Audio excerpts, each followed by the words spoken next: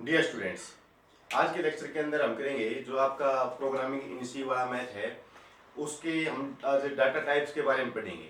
ठीक है, third unit है डाटा टाइप। डाटा टाइप होती क्या है और ये कितने प्रकार की है, इसकी टाइप्स कितनी है। ठीक है, तो सबसे पहले बात करते हैं हम डाटा टाइप की। तो डाटा टाइप होते क्या है। ठीक है, तो देखो डाटा टाइप के लिए हमारे पास है, जैसे हम सी लैंग्वेज के अंदर कोई भी प्रोग्राम बनाते हैं। ठीक है, और उस प्रोग्राम को बनाने के लिए हम जिस जिस जो प्री डिफाइंड फंक्शन है जिनको हम यूज करते हैं, ठीक है, यानी कि उन रूल्स के अकॉर्डिंग ही हमें चलना होता है कि प्रोग्रामिंग यानी कि सी के अंदर जो प्रोग्राम बनाना है वो एक उसके लिए हमारे पास रूल्स होते हैं कि इन रूल को फॉलो करके ही हम जो है एक प्रोग्राम बना सकते हैं। ठीक है, तो ऐसे ही डाटा टाइप्स भी होते क्या है कि कुछ रूल्स होते हैं जिनके अकॉर्डिंग हमें चलना होता है और प्रोग्राम में हम उसका रन करते हैं प्रोग्राम को। ठीक है, तो क्या होता है कि इसके अंदर फाइनाइट सेट ऑफ रूल्स, यानी कि सेट ऑफ रूल्स होते हैं हमारे पास, उनके अकॉर्डिंग ही हमें चलना होता है, यानी कि उसके अकॉर्डिंग काम करना होता है। तो हम जो है उसको डाटा टाइप बोलते हैं। ठीक है, उन रूल्स को ही, लेकिन वो फाइनाइट होते हैं, इनफाइनाइट नहीं होते। उनका हमें पता होता है कि इनका ही यूज करना है हमें। ठीक है, तो जैसे अगर मैं इसके टाइप्स लेके चलूं तो टाइप्स ऑफ डाटा टाइप, तो डाटा टाइप की टाइप्स जो होती हैं वो डाटा टाइप की टाइप्स हमारे पास है। तीन तरह के डाटा टाइप होते हैं। पहला होता है हमारे पास है और सेकंड और थर्ड। ठीक है, तीन तरह के डाटा टाइप होते हैं। पहले को हम बोलते हैं, फर्स्ट को primitive data type, primitive data type. ठीक है, और सेकंड होता है हमारे पास derived data type, derived data type. और थर्ड होता है हमारे पास user defined data type, user defined data type. ठीक है, तो तीन तरह के डाटा टाइप होते हैं, primitive data type, derived data type और यूजर डिफाइंड डाटा टाइप।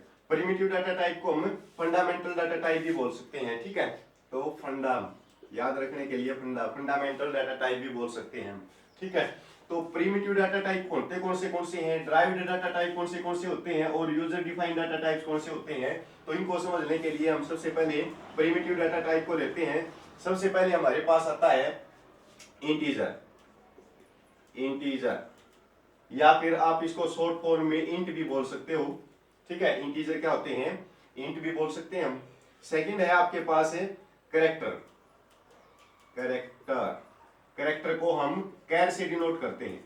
ठीक है, यानी कि अगर हम सी लैंग्वेज के अंदर यूज करेंगे इनका, तो इंटीजर जहां पे हमें लिखना होगा वहां पे हम इंट का यूज करेंगे।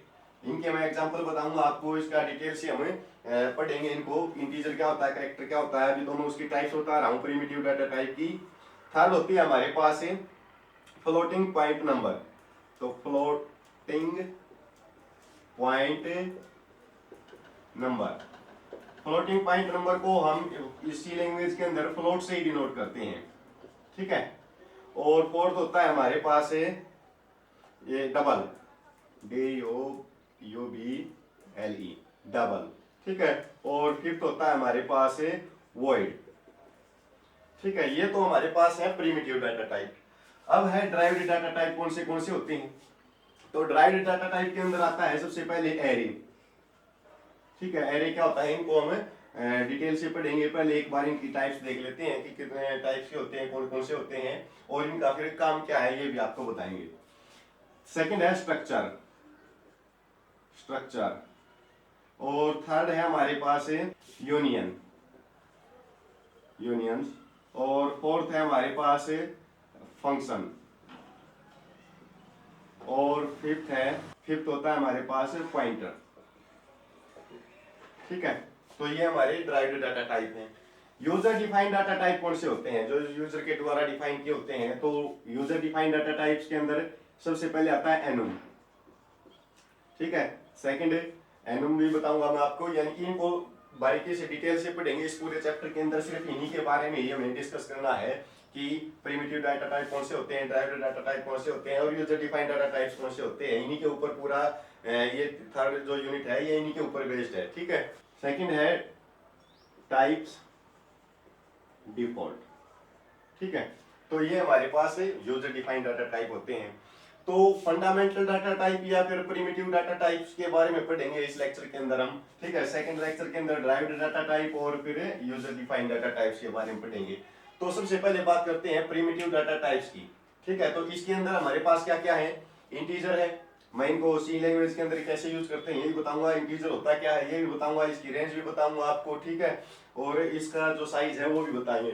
तो सबके अलग अलग काम है, तो ये काम देख लेते हैं किसका क्या काम है। और सबसे इम्पोर्टेंट बात क्या है कि आप लेक्चर तो देख लेते हो, ठीक है, और चैनल को सब्सक्राइब नहीं करते तो चैनल को सब्सक्राइब कर लेना और इसको शेयर भी कर देना, ताकि आप तक जो नॉलेज आपको मिल रही है अगर आपको उनसे बेनिफिट हो रहा है तो और बच्चों को भी हो सके, ठीक है, तो उसको शेयर कर दिया करो, ठीक है। तो बात करते हैं अब। सबसे पहले हमारे पास आता है क्या था प्रिमिटिव डाटा टाइप के अंदर इंटीजर, तो इंट, ठीक है, इंट के बारे में पढ़ेंगे। इंट होता क्या है, int stand for integer, int stand for integer, int stand for integer. It is commonly used to, it is commonly used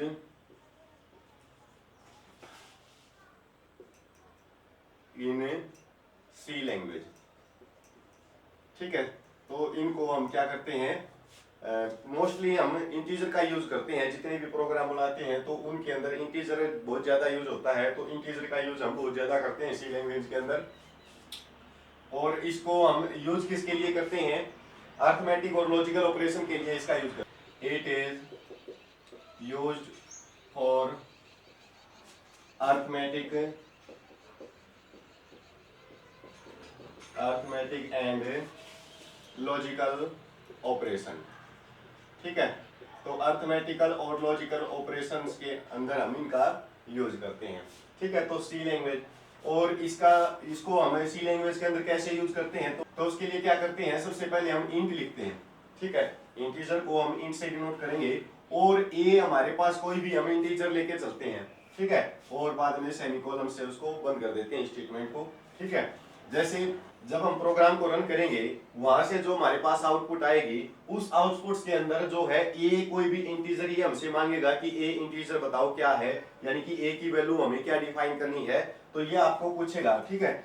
ऐसे ही जरूरी नहीं है कि हम ए की वैल्यू लेंगे, दो वैल्यू भी दे सकते हैं, तीन, यानी कि अपनी मर्जी से हम जितनी भी वैल्यू चाहे उतनी वैल्यू दे सकते हैं इंटीजर के अंदर, ठीक है। एक दो तीन जितनी भी वैल्यू हमें जरूरत होगी कि हमें 3 नंबर्स का सम करना है, 4 नंबर का सम करना है, उसके लिए हमें 4 नंबर की जरूरत होगी, तो हम इंटीजर के अंदर वो वैल्यू ले लेंगे जितनी भी हमें जरूरत होगी, ठीक है। लेकिन ये भी जरूरी नहीं कि हम वहां पे वैल्यू को डिफाइन करें, हम वैल्यू को कहाँ पे डिफाइन कर सकते हैं, यहीं भी डिफाइन कर सकते हैं कि ए की वैल्यू जैसे मैं 10 लेके चला तो ए की वैल्यू 10 हम यहाँ भी डिफाइन कर सकते हैं। अब आगे जो आउटपुट आएगी तो वहां ए की वैल्यू ये 10 ही उठाएगा, ठीक है।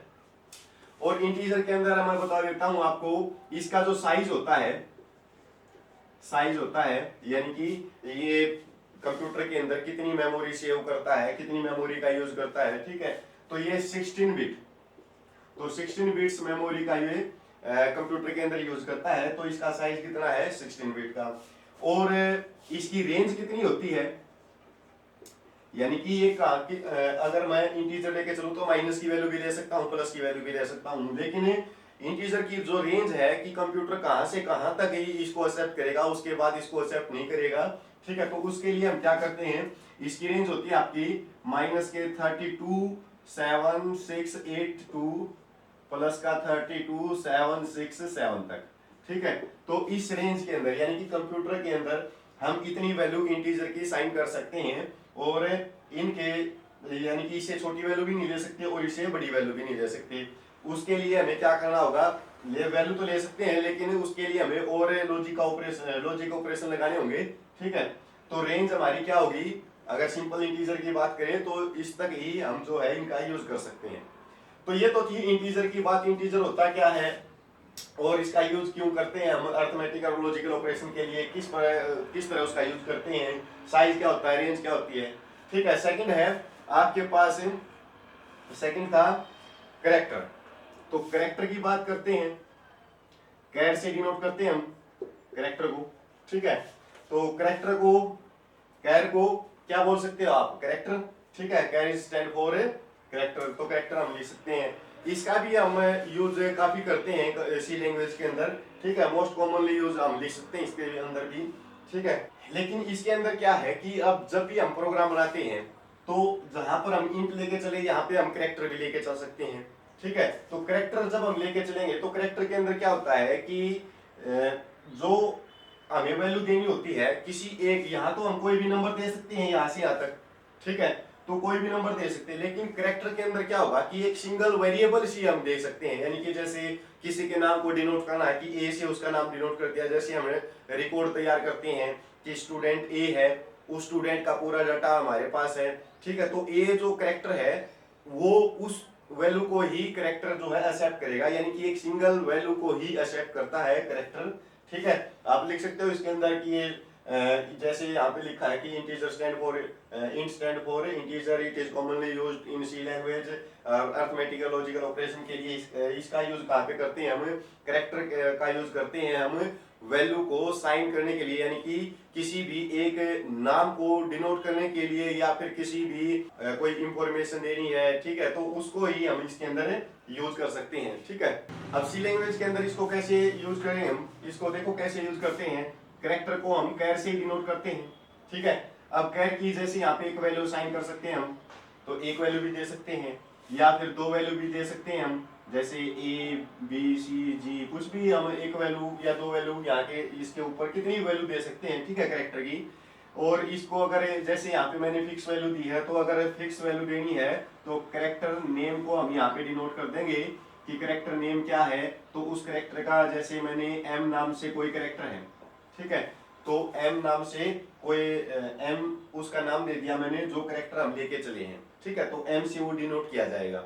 तो ये है हमारे पास कैरेक्टर। कैरेक्टर का जो साइज होता है वो साइज क्या होता है, साइज होता है कैरेक्टर का 8 बिट। ठीक है। तो ये 8 बिट जो है मेमोरी का यूज करता है कंप्यूटर के अंदर। और इसकी जो रेंज होती है, रेंज होती है हमारी माइनस का 128 से लेकर, यानी कि 128 टू प्लस का 127 तक। ठीक है।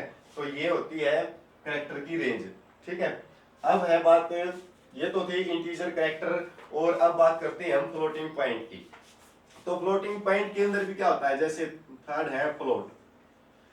तो फ्लोट के अंदर क्या होता है, फ्लोट को भी हम ऐसे ही डिनोट करते हैं। बस दोनों के अंदर डिफरेंस क्या है तीनों के अंदर, कि फ्लोट के अंदर जो वैल्यू असाइन की जाएगी वो क्या वैल्यू असाइन की जाती है, वो पॉइंट्स के अंदर, यानी कि डेसिमल पॉइंट्स के अंदर जो वैल्यू लेके चले हैं हम, जैसे 2.7 है।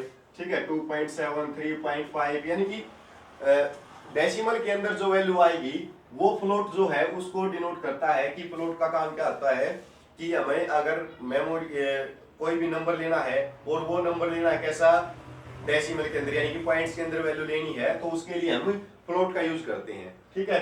तो फ्लोट का यूज पता चलेगा कहाँ पे करते हैं, और इसका काम क्या होता है, ये डेसिमल यानी कि पॉइंट वाली वैल्यू ही उठाएगा। ठीक है। अगर फ्लोट लेके चली है तो देखो ये तो इंटीजर है, ये तो माइनस और प्लस की वैल्यू को उठाएगा। ये कैरेक्टर है, कैरेक्टर क्या करेगा, सिंगल वैल्यू को, यानी कि सिंगल कोई भी अल्फाबेट है, ठीक है, डिजिट है, तो उसको उठाएगा ये। और फ्लोटिंग का फ्लोट नंबर क्या होता है कि पॉइंट्स वाली जितनी भी वैल्यू है उनको ही लेके चलेगा ये फ्लोट। ठीक है। अब बात करते हैं कि फ्लोट का जो साइज है वो कितना होगा। ठीक है। और इसकी जो रेंज है वो कितनी होगी। और फ्लोट को हम ऐसे डिनोट कर सकते हैं कि फ्लोट है तो फ्लोट को हम डिनोट करने के लिए हम ए कोई भी वैल्यू लेके चल सकते हैं। फ्लोट के लिए हमें ए बी सी जितनी भी वैल्यू चाहो आप उतनी वैल्यू भी असाइन कर सकते हो। और अगर फिक्स वैल्यू देना चाहो तो फिक्स वैल्यू भी दे सकते हो। तो फ्लोट के अंदर ए, जैसे ए की वैल्यू मैंने यहाँ पे रख दी है 2.75। ठीक है। तो फिक्स वैल्यू भी हम दे सकते हैं इसके अंदर। तो ये तो थी कि हम डिक्लेरेशन कैसे करते हैं फ्लोट की। और अब बात करते हैं कि उसका साइज क्या होगा हमारे पास और उसकी जो रेंज है वो रेंज कितनी होगी। ठीक है, तो साइज होता है 32 बिट का। तो 32 बिट वैल्यू यानी कि 32 बिट मेमोरी के अंदर ये सेव रखता है, यानी कि 32 बिट तक डाटा हम सेव कर सकते हैं इसका। अब 32 बिट तक तो बहुत ज्यादा हो जाएगा, तो उसके लिए रेंज भी हमारी ज्यादा होगी। ठीक है, अगर रेंज ज्यादा होगी तो रेंज कहां से कहां तक होगी, उसके लिए देखो 3.4e minus 38 to 3.4e plus 38। ठीक है, तो ये होती है इसकी प्लॉट की रेंज। देखो 3.4e की एक फिक्स वैल्यू होती है।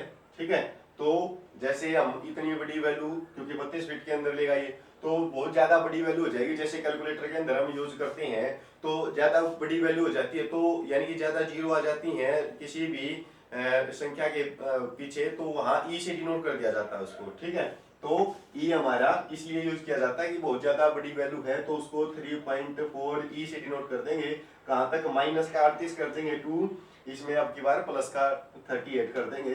तो ये होती है रेंज हमारी। ठीक है, इसके बाद बात करते हैं हम, ये तो थी फ्लोट की। अब बात आती है डबल। डबल क्या होता है तो मैं इसको साफ कर देता हूं। तो डबल क्या होता है और फिर वॉइड क्या होता है।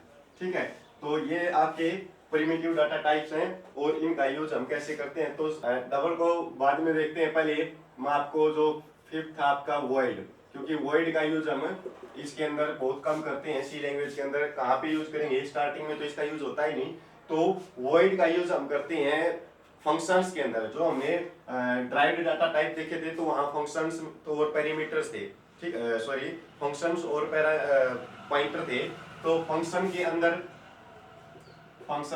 यानी कि फंक्शन बनाने होंगे। फंक्शन क्या होता है कि जब मैं आपको एग्जांपल के तौर पे बता देता हूँ कि जैसे हम लेके चले कि फंक्शन हमें करना है किस चीज का,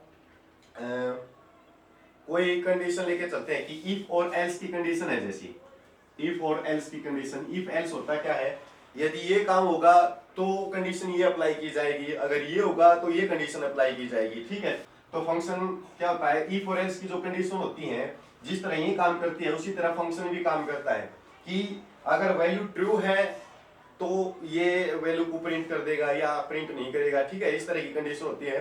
तो फंक्शन के अंदर एक वैल्यू अगर ट्रू है तो ये वैल्यू प्रिंट कर देगा, अगर ट्रू नहीं है तो क्या हो जाएगी, वैल्यू यानी एम्प्टी दिखा देगा फिर कि ट्रू नहीं थी, तो इसलिए कोई वैल्यू असाइन नहीं की। तो वहां पे हम वॉइड का यूज करते हैं। वॉइड क्या होता है, खाली माना जाता है कि वॉइड क्या होता है, वॉइड को हम खाली बोल देते हैं, एम्प्टी बोल देते हैं या नल भी बोल देते हैं। ठीक है, तो वॉइड का काम होता है खाली, यानी कि कोई कंडीशन फॉल्स हो जाती है किसी कारण और वो कंडीशन जो है वहां पे कोई वैल्यू असाइन नहीं की जाती, तो वहां पे हम वॉइड का यूज करते हैं। फंक्शन और पॉइंटर के अंदर इनका यूज होगा। ठीक है, तो फिर बात करते हैं हम जो आपका फोर्थ था डबल। अब डबल क्या होता है, ठीक है, होता है कि हमारे पास जैसे हमने फ्लोट का यूज किया है उसी तरह डबल का भी यूज करते हैं, यानी कि जो काम फ्लोट का था वही काम जो है डबल का भी है। ठीक है, और डबल के अंदर क्या है कि फ्लोट और डबल में डिफरेंस क्या है कि फ्लोट के अंदर तो हमारे पास जो उसका साइज होगा वो साइज क्या होता था फ्लोट के अंदर, तो 8 बिट का। ठीक है, लेकिन डबल के अंदर जो साइज होगा वो साइज आपका, तो डबल के अंदर जो साइज होगा वो होगा 64 बिट का। ठीक है, तो इसका साइज कितना होगा, 64 बिट का। लेकिन और इसकी जो रेंज होगी वो रेंज क्या होगी, हमारी रेंज होगी इसकी 1.7 से लेकर 1.7 माइनस 308। ठीक है, टू 1.7 से लेकर इसके अंदर मैं ऐड कर देता हूं 308, तो ये इसकी रेंज होगी। ठीक है, फ्लोट और डबल के अंदर बस इसका यूज होगा। जो फ्लोट का काम था जैसे 3.4 वैल्यू अगर हम फ्लोट की लेके चले हैं तो हम डबल की भी लेके चल सकते हैं। ठीक है, माइनस और प्लस की यानी कि जो रियल वैल्यू हम लेके चल सकते हैं वो फ्लोट के अंदर भी लेके चल सकते हैं और डबल के अंदर भी लेके चल सकते हैं। लेकिन बस डिफरेंस क्या है कि अगर हमें बड़ी वैल्यू को असाइन करना है तो फिर हमें डबल का यूज करेंगे, अगर छोटी वैल्यू को हमें लेना है तो हमें डबल का यूज करेंगे। ठीक है, तो ये था आपका डबल, यानी कि ये तो थे प्रिमिटिव डाटा टाइप या फंडामेंटल डाटा टाइप। ठीक है, तो नेक्स्ट लेक्चर में हम क्या करेंगे, जो आपका ड्राइव्ड डाटा टाइप है या फिर यूजर डिफाइंड डाटा टाइप है उनके बारे में पढ़ेंगे। ठीक है, तो आज के लिए इतना ही। तो नेक्स्ट लेक्चर में हम नेक्स्ट टॉपिक करेंगे। Thank you.